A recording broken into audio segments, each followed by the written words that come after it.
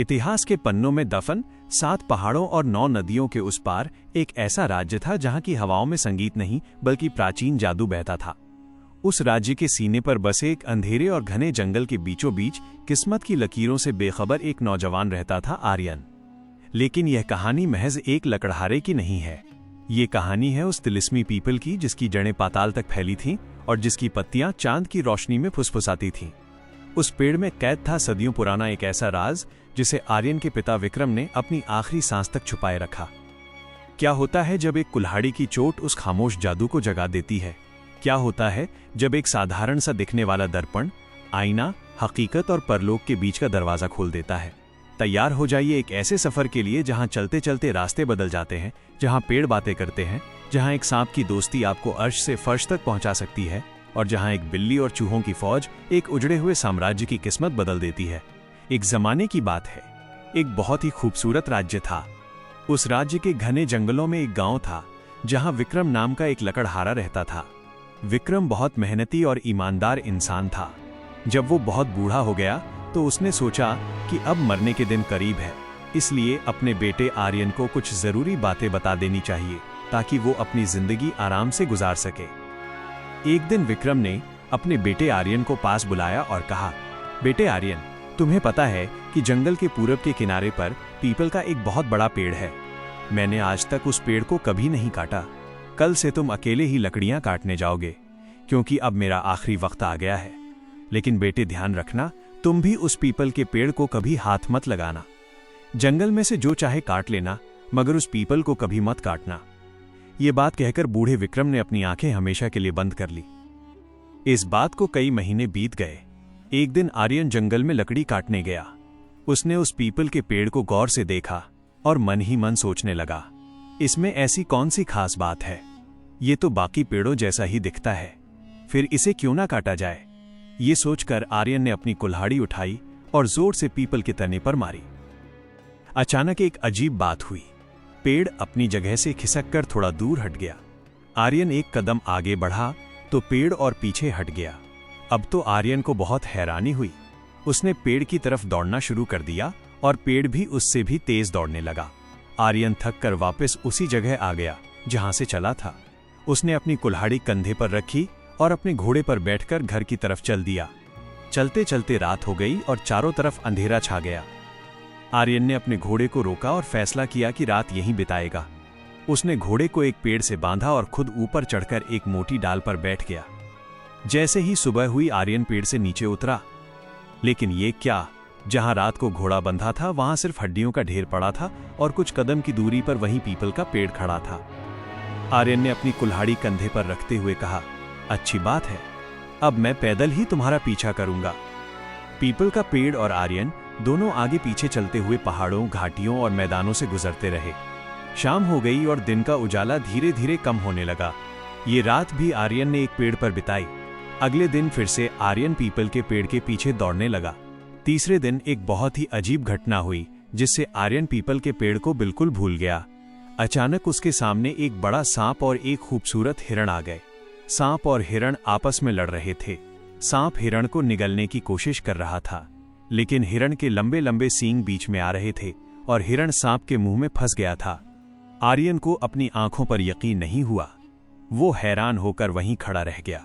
उसका दिमाग काम नहीं कर रहा था। हिरण ने जब आर्यन को देखा तो मदद के लिए चिल्लाया, बचाओ बचाओ, भगवान के लिए सांप को मार दो। जब तक जीऊंगा तुम्हारा एहसान मानूंगा, जरा इसके सींग तो काट दो। सांप ने भी आर्यन से कहा, मैं तुम्हें माला माल कर दूंगा। बिना कुछ सोचे समझे आर्यन ने अपनी कुल्हाड़ी उठाई और हिरण के सींगों पर मारी। दोनों सींग कटकर दूर जा गिरे। सांप ने पूरे हिरण को अपने पेट में उतार लिया। अब सांप ने आराम से आर्यन की तरफ देखा और कहा, मैं तुम्हें इस मदद के बदले बहुत सारी दौलत दूंगा। ये कहकर सांप आर्यन के साथ साथ चलने लगा। दोनों बातें करते हुए चलते रहे। रास्ते में एक झील आ गई।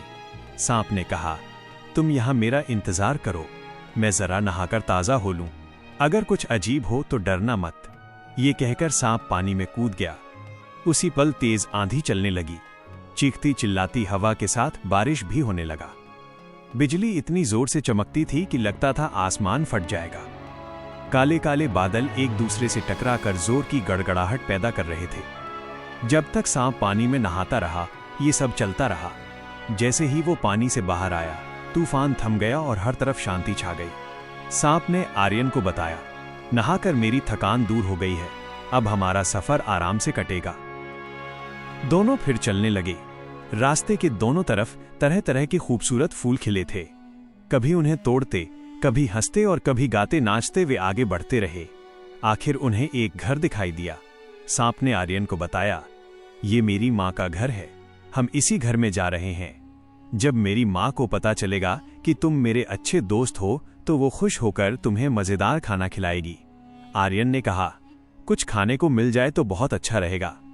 सांप ने उसे समझाते हुए कहा, खबरदार कुछ मत खाना, बल्कि मेरी माँ से कहना कि मुझे आम के पेड़ पर लटका हुआ छोटा सा आईना दे दो।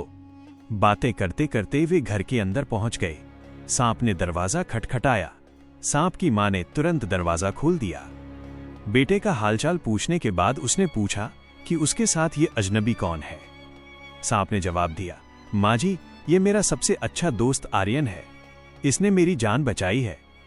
तो बेटा, इसे अंदर ले आओ, दूध और अच्छा खाना खिलाकर इसकी खातिर करो, माँ ने कहा। आर्यन घर के अंदर तो चला गया, लेकिन उसने खाने से मना कर दिया और बहाना बनाया कि उसे भूख नहीं है। लेकिन बेटा, तुम मेरे बेटे के दोस्त हो, मैं तुम्हें कुछ खाए पिए बिना कैसे जाने दूं? अच्छा, कुछ खाते नहीं तो कोई तोहफा ही ले जाओ, सांप की माँ ने कहा। आर्यन ने झिझकते हुए कहा, आपके पास एक चीज है जो मुझे मिल जाए तो मेरा सफर अच्छा कटेगा। बेटा, नाम तो लो, मैं तुरंत दे दूंगी, माँ ने कहा। वो जो सामने आम के पेड़ पर आईना लटक रहा है, वो मुझे दे दीजिए, आर्यन ने कहा। बड़ी सी सादी चीज मांगते हो, अजीब पसंद है तुम्हारी, माँ ने कहा। क्या करूं, ये सादा सा आईना ही मेरे काम आएगा, आर्यन ने जवाब दिया। अच्छा बेटा, माँ ने इतना कहा और आईना उतारकर आर्यन को दे दिया। सांप और उसकी माँ से इजाजत लेकर आर्यन फिर अपने सफर पर निकल पड़ा। चलते चलते उसे अचानक ख्याल आया कि सांप ने अपनी माँ से मुझे आईना क्यों दिलवाया, जरूर कुछ तो मकसद होगा। ये सोचकर उसने जेब से आईना निकाला, उसकी पीठ को अच्छी तरह देखा, फिर उलट पुलट कर उसमें अपना चेहरा देखने लगा। लेकिन आईने में उसे अपने चेहरे के बजाय एक परी नजर आई। उस परी ने बड़े अदब से झुककर उससे कहा, क्या हुक्म है राजकुमार? इस अजीब घटना ने आर्यन के होश उड़ा दिए। वो 1 मिनट तक खड़ा रहा। हैरानी में उसके मुंह से बात नहीं निकल रही थी। बहुत देर बाद वो समझा कि परी उसे हुक्म देने के लिए कह रही है। उस वक्त आर्यन को जोर की भूख लगी थी। मुझे भूख लगी है, कुछ खाने को चाहिए, उसने कहा। मुंह से शब्द निकलना था कि आर्यन के सामने एक दस्तरखान बिछ गया, जिस पर तरह तरह के खाने रखे थे। परी गायब हो गई। खाना इतना स्वादिष्ट था कि बेचारा आर्यन सोच भी नहीं सकता था। तो आईने का ये मतलब है, आर्यन ने दिल ही दिल में कहा। यकीनन ये जादू का आईना है। उसने जेब से फिर आईना निकाला और उसमें झांका। परी फिर हाजिर हो गई और बोली, क्या हुक्म है राजकुमार? अब बेचारे आर्यन को कुछ नहीं सूझ रहा था कि क्या मांगे। अचानक उसे ख्याल आया कि उसकी देखभाल राजकुमार की तरह हो रही है। राजकुमार के लिए महल भी तो होना चाहिए। उसने जोर से कहा, मेरा महल कहाँ है? पलक झपकते ही वो एक शानदार महल के मुख्य दरवाजे पर खड़ा था। वो राजाओं की तरह चलता हुआ और महल की सजावट देखता हुआ अंदर गया। बड़े बड़े कमरों में कीमती कालीन बिछे थे। दरवाजों पर भारी पर्दे लटक रहे थे।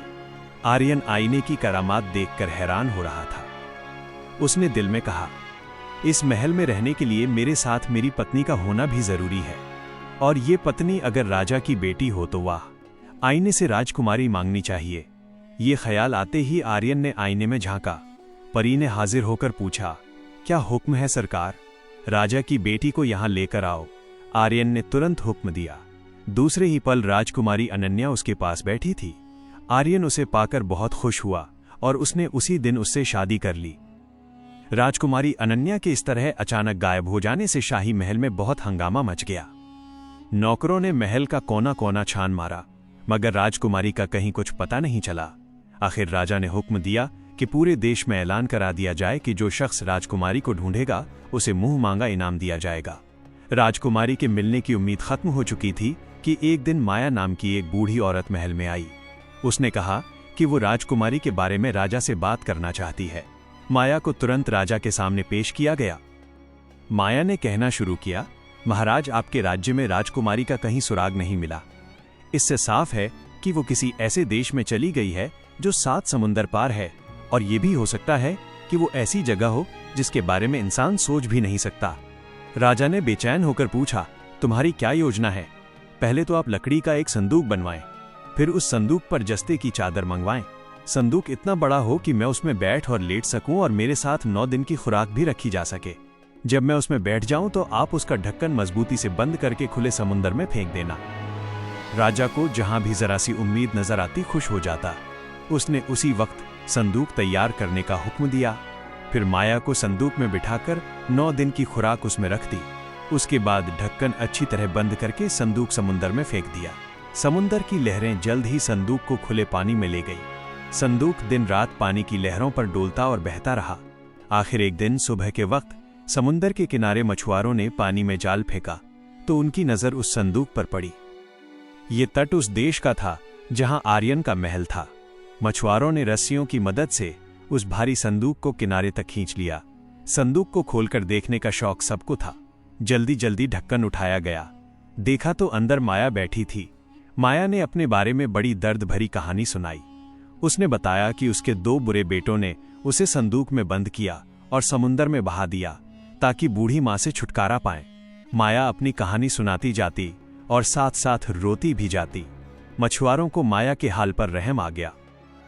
माया ने कहा कि वे उसे राजा के पास ले जाएं। अगर वो नेक दिल है तो जरूर मेरी मदद करेगा। मछुआरे माया को आर्यन के महल में ले गए। वहां जाकर उसने राजा से बात करने की इजाजत मांगी, लेकिन उसे राजा के बजाय रानी के पास ले जाया गया। ये रानी वही राजकुमारी अनन्या थी जिसकी तलाश में माया वहां तक पहुंची थी। माया ने उसे पहली नजर में ही पहचान लिया। उसने रानी अनन्या को भी वही दर्द भरी कहानी सुनाई जो उसने मछुआरों को सुनाई थी। फिर उसने रानी से कहा कि उसे महल में सिर छुपाने की जगह दे दी जाए, वो उसकी सेवा करेगी। रानी अनन्या ने अपने पति आर्यन से बात की और जब वो राजी हो गया तो उसने माया को अपने पास रख लिया।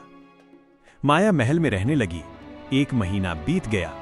माया को कोई काम नहीं करना पड़ता था। महल का कोई नौकर भी काम नहीं करता था। सब काम अपने आप हो जाते थे। महल का हर हिस्सा साफ सुथरा और चमकता रहता था। खाने का वक्त आता तो स्वादिष्ट खाने खुद ब खुद आ जाते। जब आर्यन घर में नहीं होता तो माया रानी अनन्या के साथ घंटों बातें करती। वो रानी से कुरेद कुरेद कर पूछती थी कि घर का काम कौन करता है, बाजार से सामान लाने वाला कौन है, बर्तन कौन साफ कर जाता है और खाना कौन पकाता है। माया किसी तरह रानी से ये राज उगलवाना चाहती थी, लेकिन इन बातों का पता रानी अनन्या को भी नहीं था। जादू के आईने के बारे में उसे कोई खबर नहीं थी। वह जवाब देती, मेरे पति इन बातों के बारे में जानते हैं, मैं नहीं जानती। माया चालाकी से कहती, रानी जी, आप उनकी पत्नी हैं, वो आपको नहीं बताते कि घर का काम कौन करता है।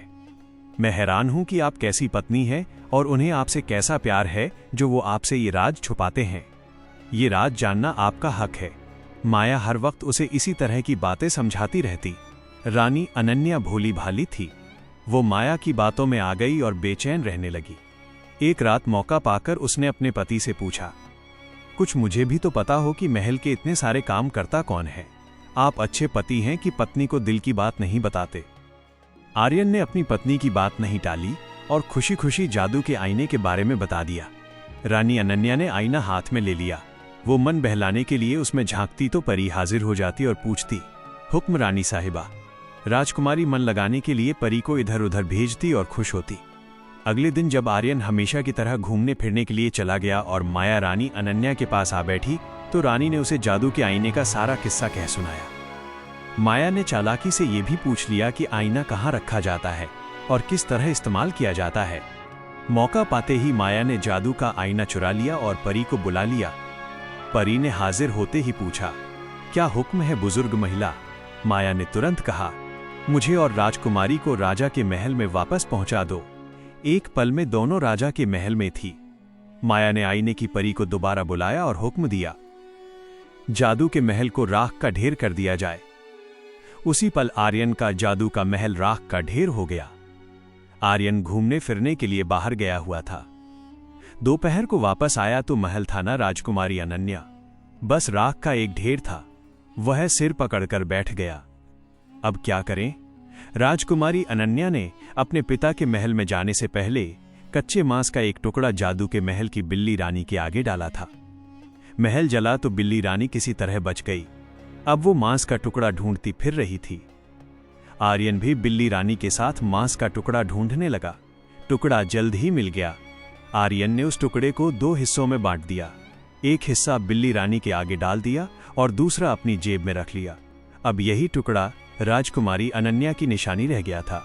उसे जेब में डालकर वो राजकुमारी की तलाश में निकल पड़ा।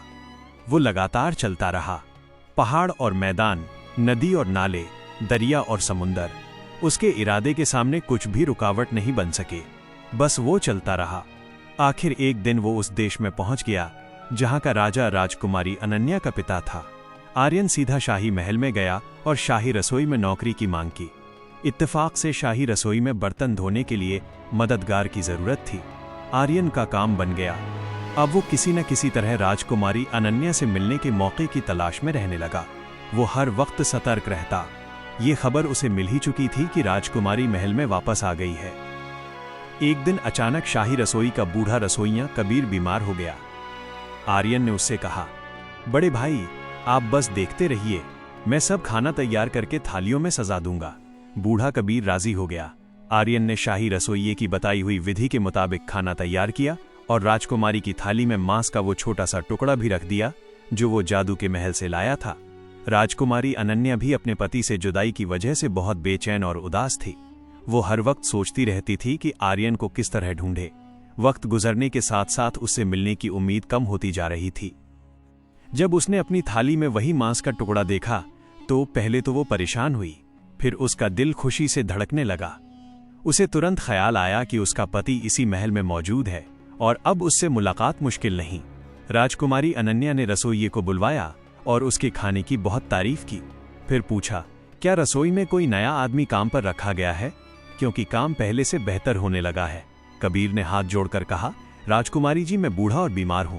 आज मुझसे काम नहीं हो रहा था, इसलिए मैंने अपने नौजवान मददगार से खाना बनवाया।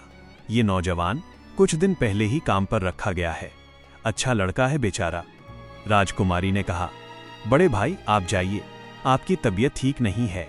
मेरी चाय उसी नौजवान के हाथ भेज देना। जब पति पत्नी इतनी लंबी जुदाई के बाद दोबारा मिले तो उनकी खुशी का कोई ठिकाना नहीं था। राजकुमारी अनन्या ने एक एक घटना अपने पति को सुनाई और उसने भी अपना किस्सा विस्तार से बताया। अब दोनों ने सलाह मशवरा किया कि किसी तरह जादू के आईने को हासिल करना चाहिए ताकि वे दोबारा अपने महल में जाकर खुशी खुशी रह सके। लेकिन जादू का आईना तो माया के कब्जे में था और वो हर वक्त महल में राजकुमारी के साथ रहती थी। माया ने आर्यन को देखते ही पहचान लिया, क्योंकि अब वही राजकुमारी का खाना और चाय लेकर आता था। माया ने आईने की परी को बुलाया और हुक्म दिया कि आर्यन को उसके जले हुए महल में वापस पहुंचा दिया जाए। अगले ही पल आर्यन राख के ढेर पर बैठा था। अब वो था और उसकी बिल्ली रानी दोनों एक दूसरे के साथ ही थे। अब बिल्ली रानी की सुनिए। जब महल जलकर राख हो गया और आर्यन भी चला गया तो बिल्ली रानी को भूख लगने लगी। मजबूरन वो चूहे पकड़ पकड़ कर खाने लगी। जब आर्यन वापस आया तो हालात बिगड़ चुके थे। ऐसे कि चूहों के राजा शेरू की फौज लगभग खत्म हो चुकी थी। एक एक करके बिल्ली रानी उसकी फौज के सारे सिपाही खा गई थी। जब चूहों के राजा शेरू को पता चला कि इंसानों का राजा अपने राज्य में वापस आ गया है तो उसने सोचा कि न्याय के लिए राजा के पास जाना चाहिए। वो आर्यन के पास गया और छी छी करके बोला, भगवान के लिए मेरी मदद कीजिए। अगर आपकी बिल्ली इसी तरह चूहे मारती रही तो मैं बिल्कुल तबाह और बर्बाद हो जाऊंगा। आर्यन ने कहा, मैं तो बिल्ली को यहां से हटा दूंगा, लेकिन मेरे दुख को कौन दूर करेगा? चूहे ने कहा, बताइए आपको क्या दुख है, शायद मैं आपके किसी काम आ सकूं। इस पर आर्यन ने शुरू से लेकर आखिर तक की सारी कहानी सुना दी। जादू के आईने के बारे में, राजकुमारी अनन्या और महल के बारे में।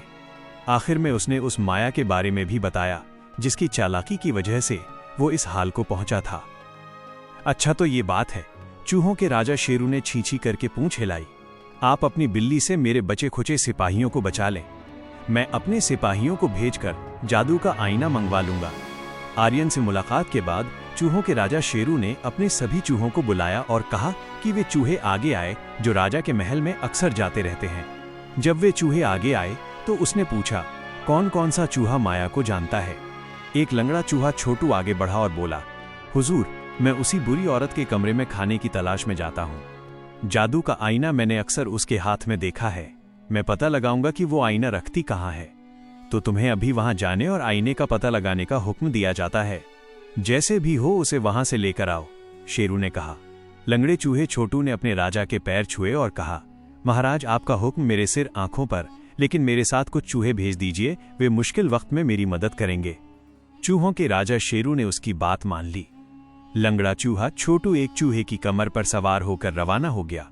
बाकी चूहे उसके साथ साथ चल रहे थे।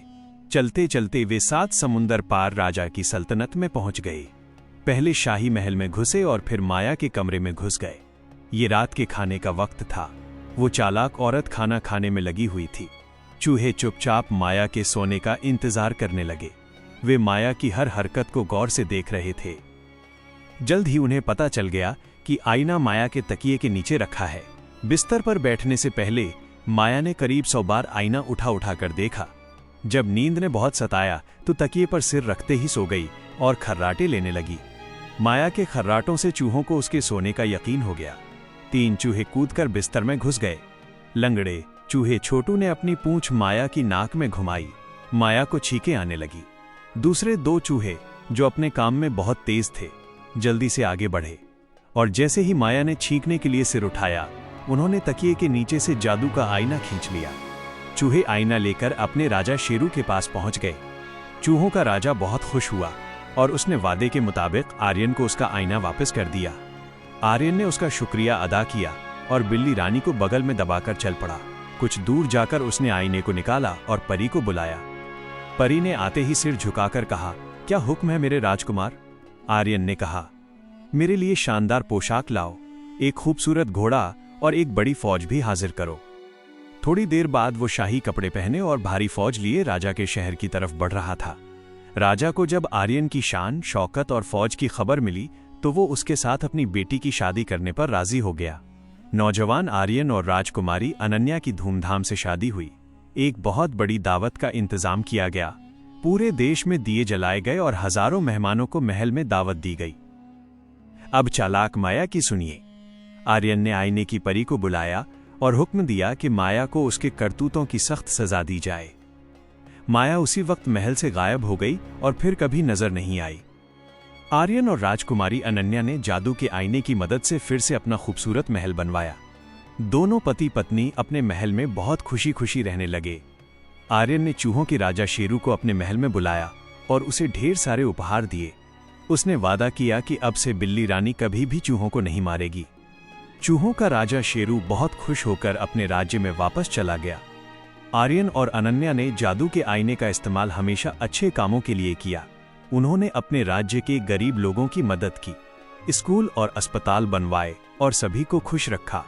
और इस तरह आर्यन और राजकुमारी अनन्या अपने खूबसूरत महल में बिल्ली रानी के साथ बहुत खुशी खुशी रहने लगे। इस कहानी की गहराई को समझने के लिए ये मात्र एक कथा नहीं बल्कि जीवन का एक दर्पण है। ये कहानी हमें सिखाती है कि मनुष्य का भाग्य उसकी ईमानदारी, साहस और संकट के समय लिए गए विवेकपूर्ण निर्णयों पर निर्भर करता है। इसमें प्रकृति, जीव जंतु और मनुष्य के बीच के उस अदृश्य संबंध को दर्शाया गया है जो निस्वार्थ भाव से की गई सेवा के बदले फल देता है। 1. अनुभव का सम्मान और मर्यादा का पालन। पिता द्वारा पीपल के वृक्ष को न काटने की सीख केवल एक निषेध नहीं बल्कि प्रकृति के प्रति सम्मान और बड़ों के अनुभव की शक्ति थी। जब पुत्र ने उस मर्यादा को तोड़ा तो उसे ज्ञात हुआ कि हर क्रिया की एक अदृश्य प्रतिक्रिया होती है। अतः जीवन में बड़ों के अनुभव रूपी मार्ग को चुनौती देने से पूर्व अत्यंत विचार करना चाहिए। 2. विपत्ति में अडिग रहने का साहस। जब आर्यन का घोड़ा मृत्यु को प्राप्त हुआ और वो निर्जन वन में अकेला रह गया, तब वो निराश होकर लौटा नहीं। उसने पैदल ही लक्ष्य का पीछा करने का संकल्प लिया। ये सिखाता है कि सफलता केवल साधनों, घोड़े से नहीं बल्कि साधक के अडिग संकल्प से प्राप्त होती है। 3. निस्वार्थ परोपकार का दिव्य फल। आर्यन ने सांप और हिरण के संघर्ष में जो सहायता की वो किसी पुरस्कार की लालसा में नहीं थी। यही निस्वार्थ करुणा उसके जीवन में चमत्कार का कारण बनी। संसार का नियम है कि जो हम दूसरों को देते हैं वही कई गुना होकर हमारे पास लौटता है। 4. गोपनीयता की शक्ति और विनाशकारी प्रलोभन। आर्यन का वैभव तब नष्ट हुआ जब उसने अपनी शक्ति का रहस्य, जादू का आईना उजागर कर दिया। माया जैसी चालाक स्त्री के शब्दों में आकर रहस्य बताना उसकी सबसे बड़ी भूल थी। ये सिद्ध करता है कि अपनी सफलता के गुप्त सूत्रों को सुरक्षित रखना ही बुद्धिमानी है। 5. क्षमादान और छोटे जीवों की महत्ता। अंत में आर्यन ने चूहों के राजा की सहायता ली और बिल्ली को उन्हें न मारने का आदेश दिया। यह दर्शाता है कि एक शक्तिशाली व्यक्ति वही है जो क्षमा करना जानता हो। संसार में कोई भी जीव तुच्छ नहीं है। समय आने पर एक छोटा सा चूहा भी वो कार्य कर सकता है जो विशाल सेना नहीं कर पाती। 6. न्याय और कर्मों का फल। कहानी का अंत दुष्ट माया के पतन और आर्यन के सुखद जीवन से होता है। यह शाश्वत सत्य है कि छल कपट से प्राप्त की गई वस्तु कभी स्थायी नहीं होती, जबकि सत्य और धर्म के मार्ग पर चलने वाले को अंततः विजय और सम्मान प्राप्त होता है। निष्कर्ष: ये कथा हमें संयम, साहस और प्राणी मात्र के प्रति प्रेम रखने की प्रेरणा देती है।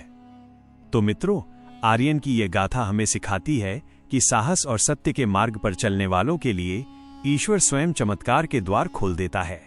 जीवन का असली जादू कहीं बाहर नहीं, बल्कि आपकी अटूट इच्छा शक्ति और दूसरों के प्रति आपकी दयालुता में छिपा होता है। परंतु सावधान, रहस्यों का ये संसार यहीं समाप्त नहीं होता। हमारे इस चैनल पर अभी ऐसे अनगिनत तिलिस्मी दरवाजे खुलने बाकी हैं, जिनके पीछे छिपे हैं प्राचीन खजाने और रोंगटे खड़े कर देने वाले राज। अगर आप भी कल्पनाओं की इस जादुई उड़ान का हिस्सा बनना चाहते हैं और हर दिन एक नए रोमांच से रूबरू होना चाहते हैं, तो हमारे इस परिवार से जुड़ें। बने रहें हमारे साथ, क्योंकि अगली कहानी में हम एक ऐसा पर्दा उठाएंगे जो आपकी सोच बदल देगा। अपना साथ बनाए रखें और इन कहानियों के जादू को अपने भीतर जीवित रखें। मिलते हैं अगले रोमांचक सफर में।